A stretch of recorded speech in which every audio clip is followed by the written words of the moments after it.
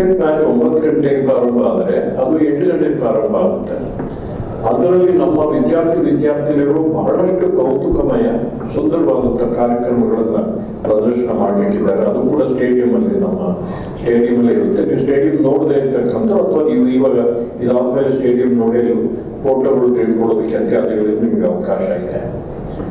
ಆಮೇಲೆ ಇದನ್ನ ಮುಖ್ಯವಾಗಿ ಏನಪ್ಪಾ ಅಂತ ಹೇಳಿದ್ರೆ, ಈ ಕ್ರಿಕೆಟ್ ಮ್ಯಾಚ್ ಅಲ್ಲದೆ ನಮ್ಮ ಸದ್ಗುರುಗಳ ಮತ್ತು ಬಾಬಾರವರ ಭಕ್ತರಾದಂಥ ಸುನಿಲ್ ಗಾವಸ್ಕರ್ ಮತ್ತು GR ವಿಶ್ವನಾಥ್ ಅವರ ಹೆಸರಲ್ಲಿ ಒಂದು ಕ್ರಿಕೆಟ್ ಅಕಾಡೆಮಿಯನ್ನ ಈ ಒಂದು ಗ್ರಾಮೀಣ ಪ್ರದೇಶದಲ್ಲಿ ನಾವು ಪ್ರಾರಂಭ ಮಾಡ್ತಾ ಇದ್ದೇವೆ. ಇದು ಬಹಳ ಮುಖ್ಯವಾದಂಥ ವಿಚಾರ ಇದೆ.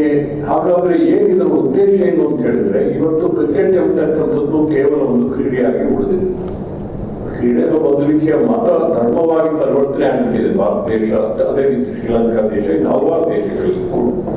ಎಷ್ಟೋ ಜನ ಮಕ್ಕಳು, ಬಡ ಮಕ್ಕಳು ಈ ಹಳ್ಳಿಗಳಲ್ಲಿ ಅವರಲ್ಲಿ ಕ್ರಿಕೆಟ್ ಆಡಬೇಕು ತವಕ ಇದ್ರು, ಆಸಕ್ತಿ ಇದ್ರು, ಪ್ರತಿಭೆ ಇದ್ರು ಕೂಡ ಅವ್ರಿಗೆ ಸರಿಯಾದ ತರಬೇತಿ ಚಿಕ್ಕ ವಯಸ್ಸಲ್ಲಿ ಸಿಕ್ಕದೇ ಇದ್ದರೆ ಅವರು ಒಂದು ಸ್ಟೇಟ್ ಮಟ್ಟದಲ್ಲಿ, ಪ್ರಾಂತ್ಯ ಮಟ್ಟದಲ್ಲಿ ಅಥವಾ ರಾಷ್ಟ್ರೀಯ ಮಟ್ಟದಲ್ಲಿ, ಅಂತಾರಾಷ್ಟ್ರೀಯ ಮಟ್ಟದಲ್ಲಿ ಕ್ರಿಕೆಟ್ಗಾರರು ಆಟವಾಡೋದಕ್ಕೆ ಸಾಧ್ಯ ಆಗೋದಿಲ್ಲ. ಅದಕ್ಕೋಸ್ಕರ ನಾವು ಇದನ್ನು ಸ್ಥಾಪನೆ ಮಾಡ್ತಾ ಇದ್ದೀವಿ.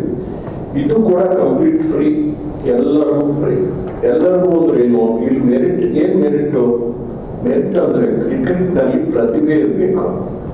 ಅಂದ್ರೆ ಆ ಮಗು ಚಿಕ್ಕ ವಯಸ್ಸಿನಲ್ಲಿ ಎಲ್ಲೇ ಹುಟ್ಟಿದ್ರು ಕೂಡ ಅವ್ರಿಗೇನೋ ಬೌಲಿಂಗ್ ಚೆನ್ನಾಗಿ ಮಾಡ್ತಾನೆ, ಬ್ಯಾಟಿಂಗ್ ಚೆನ್ನಾಗಿ ಆಡ್ತಾನೆ, ತಂದೆ ತಾಯಿಗಳಲ್ಲೂ ಕೂಡ ಇವತ್ತು ಕ್ರಿಕೆಟ್ ನನ್ನ ಮಗ ಕ್ರಿಕೆಟ್ ಆಟಗಾರ ಇರ್ತಕ್ಕಂಥ ಭಾವನೆ ಇದೆ. ಅವ್ರಿಗೆಲ್ಲರೂ ಕೂಡ ಸಂಪೂರ್ಣ ಉಚಿತವಾಗಿ ಇಲ್ಲಿ ನಾವು ತೆಗೆದುಕೊಂಡು ಅವರಿಗೆ ತರಬೇತಿಯನ್ನು ಕೊಡ್ತೀವಿ. ಬರೀ ಕ್ರಿಕೆಟ್ ತರಬೇತಿ ಅಲ್ಲ, ಮಕ್ಕಳಿಗೆ 6ನೇ ಕ್ಲಾಸ್ಗೆ ಇದೇ ವರ್ಷ ನಾಳೆ ದಿವಸ 8ನೇ ತಾರೀಕು ನಾವು ಅಪ್ಲಿಕೇಶನ್ ಆನ್ಲೈನ್ ನಲ್ಲಿ ಬಿಡುಗಡೆ ಮಾಡ್ತೀವಿ. 6ನೇ ಕ್ಲಾಸ್ಗೆ ಕ್ರಿಕೆಟ್ ನಲ್ಲಿ ಒಳ್ಳೆ ಒಂದು ಪ್ರತಿಭೆ ಇರ್ತಕ್ಕಂಥ ಮಕ್ಕಳನ್ನ ನಾವು 6ನೇ ಕ್ಲಾಸ್ ಸೇರಿಸ್ಕೊಳ್ತೀವಿ. 5ನೇ ಕ್ಲಾಸ್ ಕಳೆದಿರ್ಬೇಕು, ಸೇರಿಸ್ಕೊಂಡು ಅವ್ರಿಗೆ ಶಿಕ್ಷಣ ಕೂಡ ಕೊಡ್ತೀವಿ. ಶಿಕ್ಷಣ ಕೂಡ ನಮ್ಮ NIOS ಬೋರ್ಡ್ ಆಧಾರದಲ್ಲಿ ನಾವು ಶಿಕ್ಷಣ ಕೊಡ್ತೀವಿ. ಎಲ್ಲರ ಹಾಗೆ ಅವರು 6, 7, 8, 9, 10, 11, 12 ಯೂನಿವರ್ಸಿಟಿ ಡಿಗ್ರಿ ಎಲ್ಲ ಮಾಡ್ಬೋದು. ಸಂಪೂರ್ಣ ಉಚಿತ, ಊಟ ತಿಂಡಿ ಕೂಡ ಉಚಿತ, ಶಿಕ್ಷಣ ಉಚಿತ, ಕ್ರಿಕೆಟ್ ತರಬೇತಿ ಉಚಿತ. ಮನೆಯಿಂದ ತಂದೆ ತಾಯಿಗಳು 1 ಪೈಸಾ ಕೊಡ್ಬೇಕಾಗಿಲ್ಲ, ಕ್ರಿಕೆಟ್ ಬ್ಯಾಟ್ ಕೂಡ ತರಬೇಕಾದ ಅಗತ್ಯ ಇಲ್ಲ. ಅಲ್ಲದೆ ಇವರ ನೇತೃತ್ವದಲ್ಲಿ ಇಂಥ ಒಂದು ಮಹಾನ್ ಆಟಗಾರರಾದಂಥ ಸುನಿಲ್ ಗಾವಸ್ಕರ್ ಮತ್ತು GR ವಿಶ್ವನಾಥ್ ಅವರ ಒಂದು ನೇತೃತ್ವದಲ್ಲಿ ಅವರು ಆಯ್ಕೆ ಮಾಡಿದಂಥ ಕೋಚ್ಗಳಲ್ಲಿ ಇಟ್ಕೊಂಡು, ಅಲ್ಲದೆ GR ವಿಶ್ವನಾಥ್ ಅವರು ಹೆಚ್ಚಿಗೆ ಬೆಂಗಳೂರಿನಲ್ಲಿ ಇರೋದ್ರಿಂದ ಅವರು ಯಾವಾಗಲೂ ಹೆಚ್ಚು ಬರ್ತಾ ಇರ್ತಾರೆ. ಮತ್ತು ಗಾವಸ್ಕರ್ ಅವರು ಕೂಡ ಆಗಾಗ ಬಂದು ಮಾರ್ಗದರ್ಶನ ಕೊಡ್ತಾರೆ. 6ನೇ ಕ್ಲಾಸ್ ಸೇರಿದ್ರೆ ಹಾಗಾದ್ರೆ ಈ ಕ್ರಿಕೆಟ್ ಅಕಾಡೆಮಿಗೂ ಬೇರೆ ಶಾಲೆಗೆ ಏನು ವ್ಯತ್ಯಾಸ ಅಂತ ನೀವು ಕೇಳ್ಬೋದು. ಈ ಕ್ರಿಕೆಟ್ ಅಕಾಡೆಮಿಯಲ್ಲಿ ಕ್ಲಾಸಸ್ ನಡೆಯೋದು ಬೆಳಿಗ್ಗೆ 8:30 ಹಿಡಿದು 2 ಗಂಟೆವರೆಗೆ ಮಾತ್ರ.